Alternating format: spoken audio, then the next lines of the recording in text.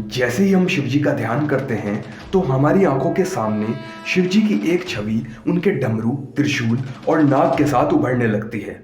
हम लोग पूरे भारतवर्ष या दुनिया में कहीं भी चले जाएं, शिव मंदिर या शिवालय में जब हम शिव जी की प्रतिमा को देखते हैं तो उस शिव प्रतिमा के साथ डमरू, त्रिशूल और नाग अवश्य ही उनके साथ होता है। आखिर शिव जी के पास ही ये सब क्यों है, बाकी अन्य देवी या देवताओं के पास ये सब क्यों नहीं है?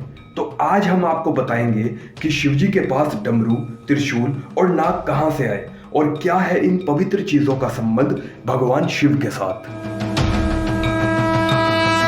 दरअसल मित्रों, शिव पुराण के अनुसार माना जाता है कि सृष्टि के आरंभ में जब ब्रह्मांड से शिव जी प्रकट हुए तो उनके साथ तीन गुण सत्व, रज और तम भी प्रकट हुए थे। इन तीनों गुणों के बगैर सृष्टि का सृजन और उसमें सामंजस्य बिठाना संभव नहीं था। तभी शिवजी ने इन तीनों गुणों को अपने हाथों में एक शूल में बांध कर रखा, जो तीनों शूल मिलकर त्रिशूल बने। महादेव के त्रिशूल को तीन काल, भूतकाल, भविष्यकाल और वर्तमान काल से भी जोड़कर देखा जाता है। इसी कारण से महादेव को भक्त त्रिकालदर्शी भी कहते हैं। भगवान शिव के हाथों में डमरू आने की कथा बड़ी ही रोचक है।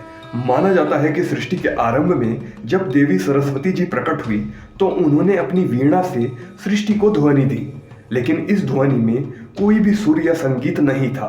तभी उस समय भगवान शिव जी ने नृत्य करते हुए 14 बार डमरू बजाया और उस डमरू के सुर, ताल और संगीत से सृष्टि में ध्वनि का जन्म हुआ। भगवान शिव के गले में जो नाग है उसका नाम वासुकी है। शिव स्रोत में कहा जाता है कि ये नाग नागों के राजा हैं और पूरे नागलोक पर इन्हीं का शासन चलता है। समुद्र मंथन में इन्हीं का उपयोग कर मंथन को मथा गया था। कहते हैं कि वासुकी नाग भगवान शिव के परम भक्त थे।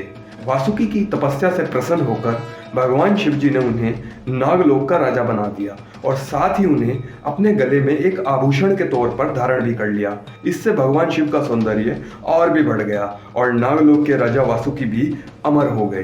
पौराणिक काल से जुड़ी कथाओं को जानने के लिए चैनल को सब्सक्राइब करें। भगवान शिव की ये कथा ज़्यादा से ज़्यादा श्रद्धालुओं तक पहुँचे, इसलिए लाइक करें, कमेंट करें। ओम नमः शिवाय।